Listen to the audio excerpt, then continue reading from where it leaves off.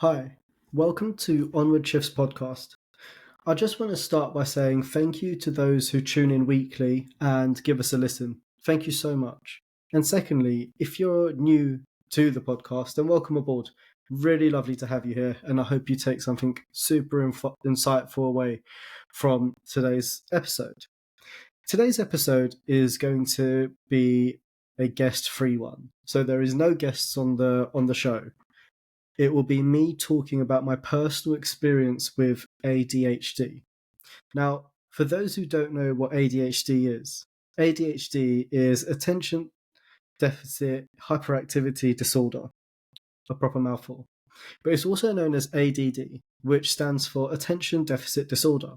Both mean the same thing, but ADD was what they used to call it until they added the H in, which is for hyperactivity. My goal from this podcast is two things. One, if you are someone who is struggling with ADHD, then I want you to know that you're not alone. There are loads of people going through this, and it's hard.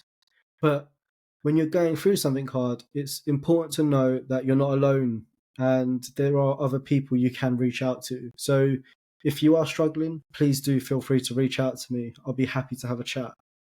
Two, if you've got someone that you love or you care about and you want to support them on their ADHD journey, then I really hope you get some awareness around the situation, some pros, some cons, and some action points to maybe offer to help your loved one or the person you care about. It could be your friend, family, work colleague, whoever it is. Now, ADHD, like I said, has many pros and many cons. Some see it as like a superpower. Others see it as a burden. For me personally, I feel like I'm somewhere in the middle. Ideally, I wish I never had it. But considering I do, I'll try use it to my advantage. Two questions which I get asked quite often. Question one is, am I on medication? I'm personally not on any medication, nor have I ever been. But that doesn't mean I think it's a bad thing. For me, I ventured different routes like therapy, cutting down the sugars and caffeine, educated myself around the areas that most concern me. I don't think medication is a bad thing, and I need to emphasize that because every individual will seek help in whichever way that they feel comfortable in, and that's completely 100% okay. The second question I get asked really often is, doesn't it frustrate me that everyone's got ADHD now? No, absolutely not. Mental health is finally becoming something that we openly speak about. And people who have struggled or are struggling or have struggled for many years are feeling comfortable enough to finally seek help. So it's great. I have no right to be annoyed at that person. Honestly, I feel that the more people that seek help build awareness around the situation and openly talk about it, the better support there will be for everyone. And I don't think that just goes with ADHD. I think generally speaking, that could be with any issue. Also, just to touch on this, we've got to bear in mind the last D of ADHD is disorder. So let's not forget that people with ADHD haven't gone out there and gone, oh yeah, I want this. It's something that's been given to them without an option. So those who are seeking help, I do feel like we should be supporting and encouraging them. Even if they're not sure, it's better for them not to live in doubt than it is for them to live with the unknown, if you know what I mean. So, for example, if you're in doubt of any illness, it could be ADHD. If you think you have ADHD, then I do feel like you should get checked out, be it via GP or private clinic. I think I think it's seriously important to know where you stand with it. my personal story with ADHD is quite an interesting story, because I actually didn't know I have ADHD until much later in my life. It was late 20s when I was diagnosed with it. As a child, I was always busy, constantly looking for new things to do. I was inquisitive about life. My heart was always in the right place, but I was always mischievous. I wanted to know, for example, what a slice of bread would do in a DVD player. I can assure you, it does not come out as toast. I'm absolutely certain of it. And for those who don't know what a DVD player is, you're going to have to Google that, because, like, God, I feel old saying that. But no, I was, mischievous, to say the least. So, primary school, I would struggle. I would constantly be talking, fidgeting, couldn't sit in one place. I was sort of known as the naughty kid, the kid that mastered being disruptive.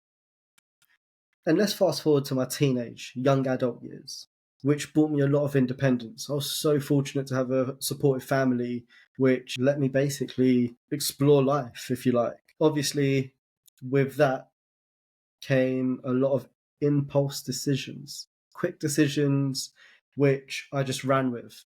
And I can give you a couple of examples here, just for a bit of fun. So one day I came home on a motorbike, because I thought the best thing to do on a Sunday morning is to go off and buy a motorbike. So you can imagine my mum's face expression that day. And another example is I wanted to change the speakers, because I love music. I absolutely love it. So I wanted to change the speakers in my car. So naturally, I take my door panel off, not the panel, but the interior side of it, to undo the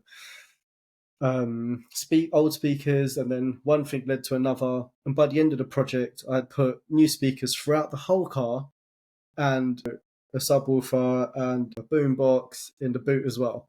So you can see how it kind of spiraled there. Now, just to touch on education again, I want to kind of emphasize I didn't enjoy it.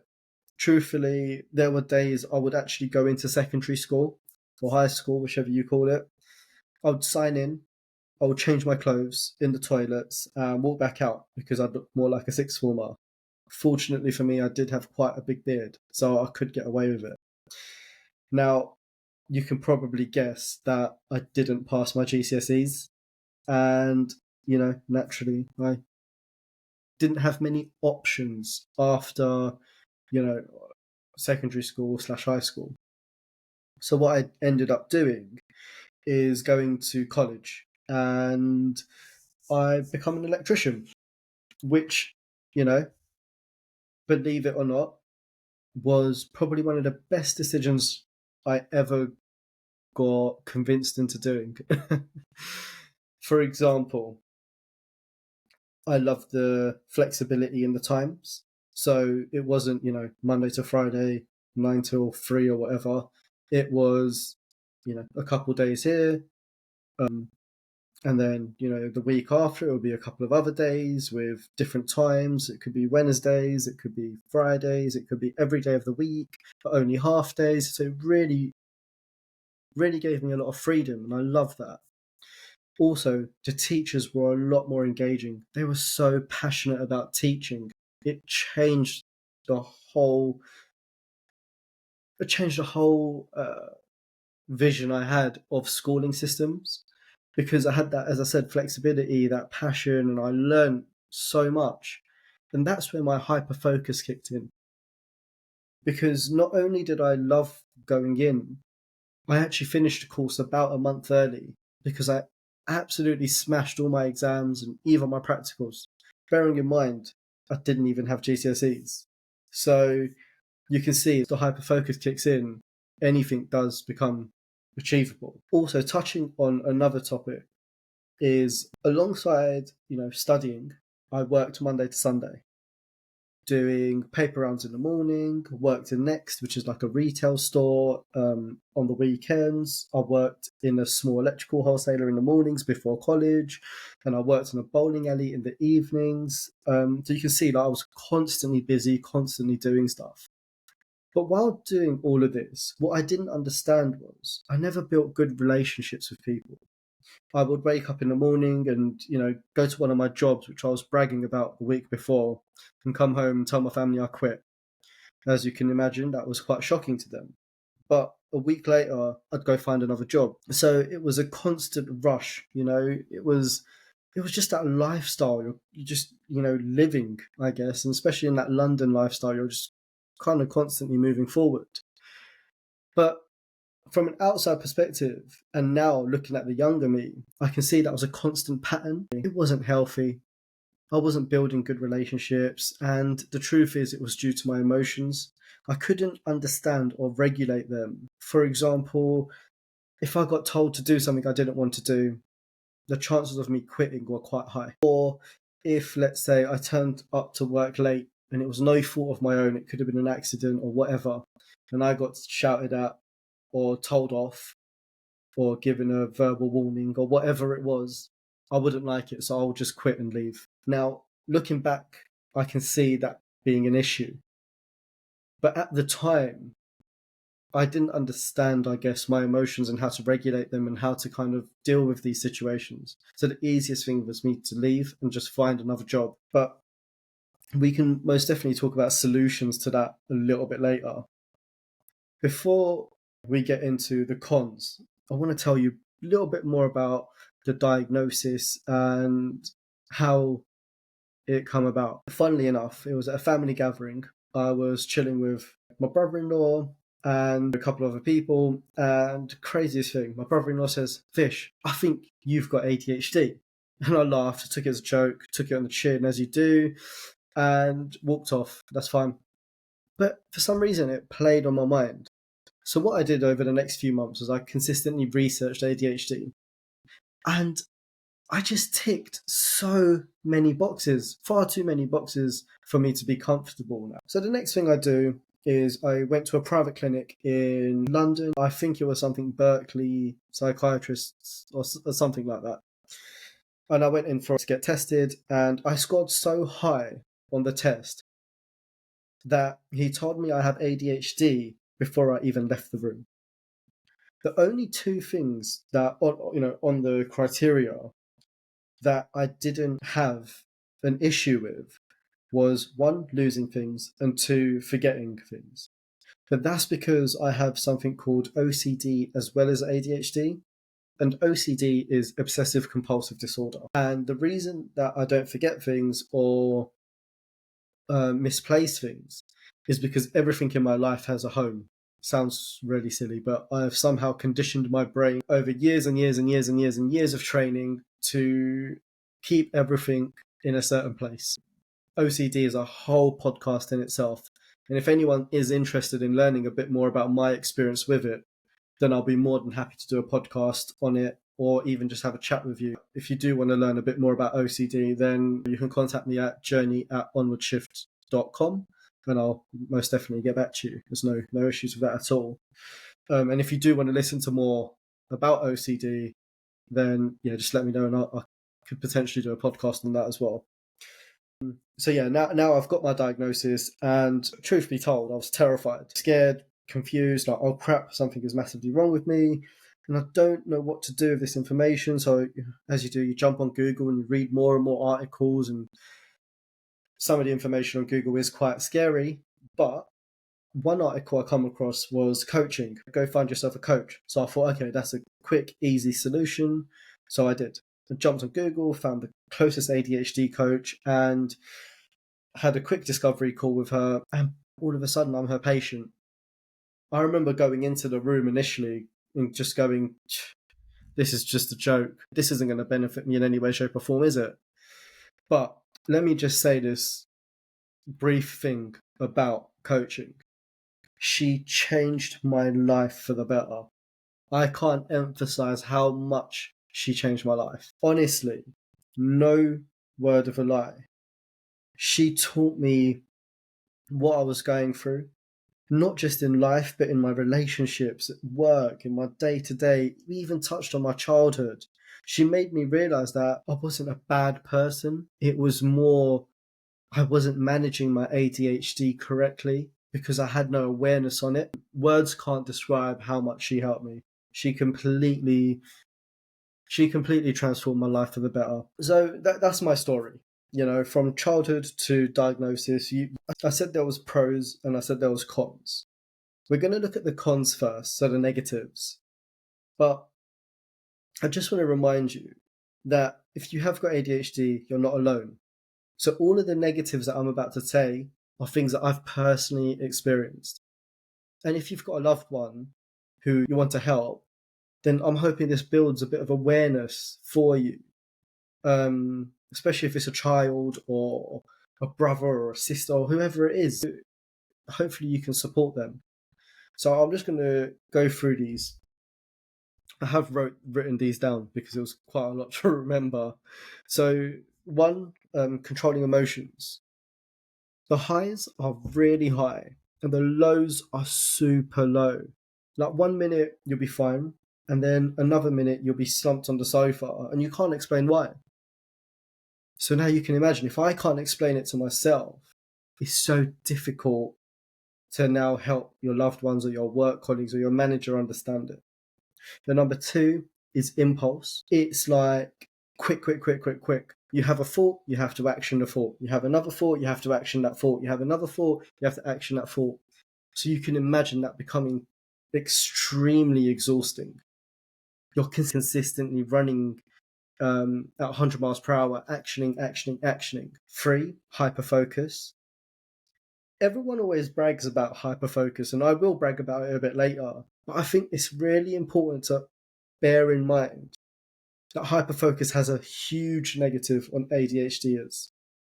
Can you imagine going to work? You start at 9 a.m. and you finish at 11 p.m.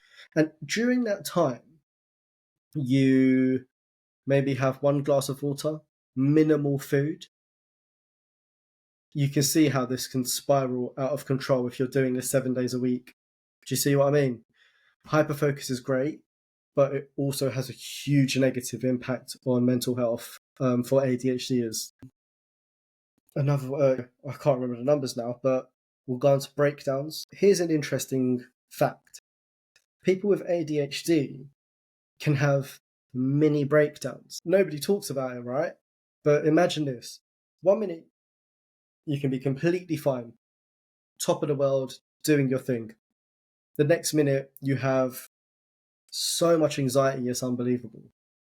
So much that you have to sit down and completely tune out. But then a few hours later, you're up and running again, like nothing happened. See, nobody knows, but that's not a burnout. That's just a sort of like a mini breakdown, to my understanding anyway, from what I've read and learned and experienced myself. Next point is talking super fast. I did that on purpose, by the way. But yeah, ADHDers can be notoriously good at talking really fast. If you are speaking to someone with ADHD, please, most won't get offended, but if you just ask them to just tone it down a bit, I'm sure they'll be fine with it. They're probably just really excited and want to get all their thoughts out and want to tell you everything on their mind, but sometimes you can't follow it, So yeah, always be open and honest with people with ADHD. They really appreciate that. Well, the ones that I've spoken to anyway. There's about 5 more points or so. The next one is social isolation. This is a really interesting one. I've experienced quite a lot of this. It wasn't even long ago that I went to a birthday and it was surrounded by people I already knew, but I broke into such a sweat that I actually had to take off my vest and throw it in the bin. The music was booming. It was like boom, boom, boom. The lights were going and lots of people, lots of noise. That was seriously overstimulating for me. So I had to end up going outside, taking a breather, walking in, walking out, walking in, walking out. Because that consistently happens, what you find is people with ADHD will then turn around and go, okay, I'm not going to go to those parties and things anymore. So then they start isolating themselves. So if you have got ADHD, remember small steps here. Don't just run into it. And if you're supporting with someone with ADHD, make sure they're not self-isolating. One of the things that I try my best to do now is I try and get to places earlier. So for example, let's say I'm going to a bar where I know there's going to be lots of people, lots of noise, lots of music and lights and all of this. I'll try to get there 20, 30 minutes before everyone else, well, me and my partner will. That allows me to kind of settle into the environment, and then a couple of people will come through the door and I'll introduce myself to them, etc., etc. And I sort of like ease myself into the circumstance. What I used to do before is I used to show up really late or bang on time. And what I found, that gave me crippling anxiety. It was absolutely terrifying. Another point would be something that sounds a bit crazy, but it's called body doubling. Now, people with ADHD sometimes need somebody with them. I'm going to try and explain this the best way I possibly can. We need somebody with us, but we don't need that person to distract us. So, for example, if I'm focusing on work, but I can't get stuck into it, what I would do is I will go sit next to my partner. And my partner full well now knows, okay, Vish, which is me by the way, I'm Vish, needs a bit of, body doubling here, and I'll tell her, and then she'll work and I'll work, and that way I can focus. But just having that presence of someone around me really, really helps. And I'm sure I'm not the only one who goes through that with ADHD. That is one of the top things people struggle with. I'm notoriously good at fidgeting. When I mean fidgeting, I mean constantly moving. Have to have my hands moving, have to be usually got stress ball with me or something, because I love constantly fidgeting and moving. And now there's two more. One is masking, which if you haven't heard of, it's basically like having to change your personality to accommodate every single person in the room, which I assure you is exhausting. My God, if you've got ADHD, you'll get this. But if there's a room, let's say with 10 people, it's masking your own personality and sort of mirroring theirs. And by the end of a networking event or an event where there's several people, you just go home shattered, absolutely shattered. Stephen Bartlett talks quite openly about this as well, which I thought was really interesting considering he's such a big name out there. If you don't know Stephen Bartlett, again, Google him. He's quite inspirational, I'd say. He's very inspirational, actually. I'll correct myself there. He's very inspirational. He's a young entrepreneur really making a difference. That's my personal opinion of him.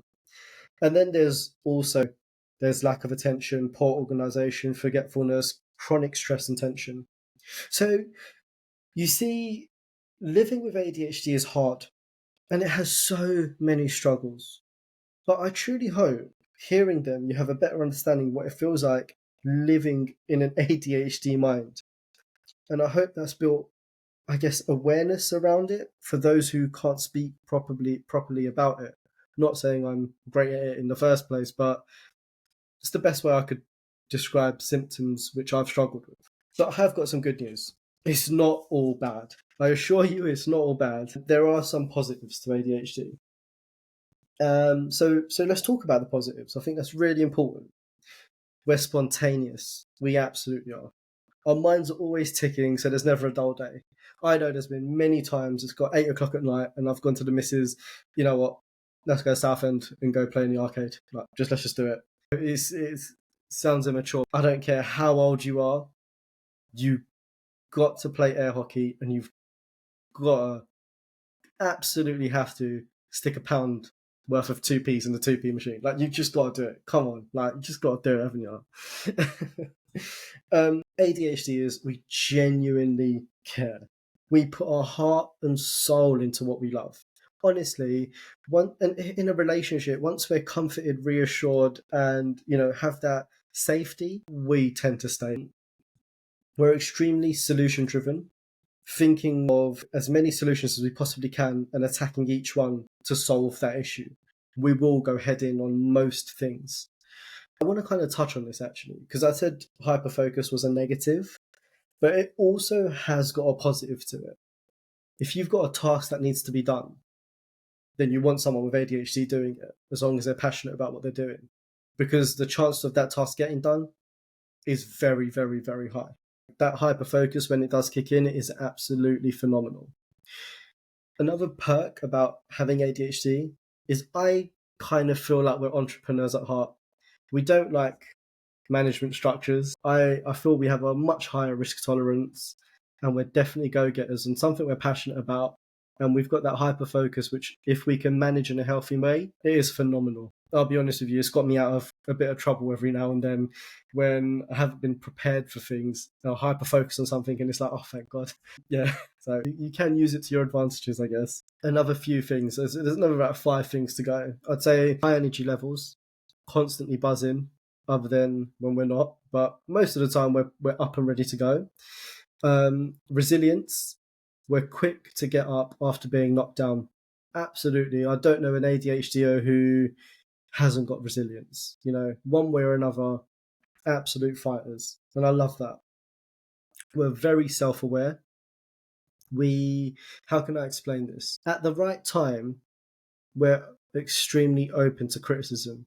I would never say if someone is having a burnout situation or a breakdown situation, or if they're not in a healthy mind space, I wouldn't say go tell them they've done what you don't like about them. But if they're in a good headspace, sit them down and genuinely have a genuine conversation about it. Don't attack the person by going, oh, blah, blah, blah, you've done this wrong, you've done that wrong, blah, blah. But if you go, oh, by the way, I didn't like how you did this, or can we talk about this? People with ADHD tend to be extremely self-aware and up for change, I personally feel. Again, emotional sensitivity and deep conversations. They're my last 2 points on the pros. Now, if you've got ADHD, I know for a fact you love a deep conversation, like 100%. You would much rather have a deep conversation with someone than have small talk. Like, that is a fact. We absolutely love deep conversations. So if you ever need a shoulder to cry on, or you need to vent, or whatever it is, find yourself an ADHDer, because they will most likely be right there with you, up for a deep chat.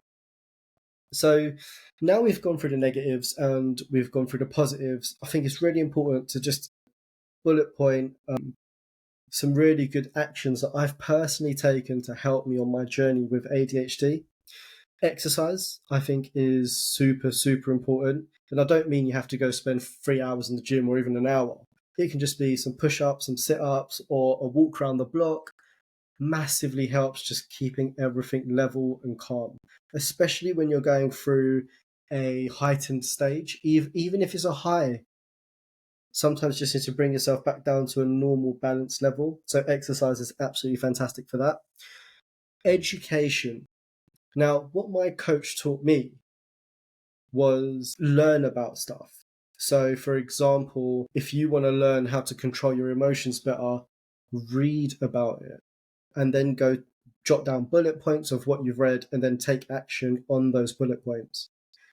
It's so important. Educate yourself as much as you possibly can to support yourself going through whatever you're going through. Education is such a big factor.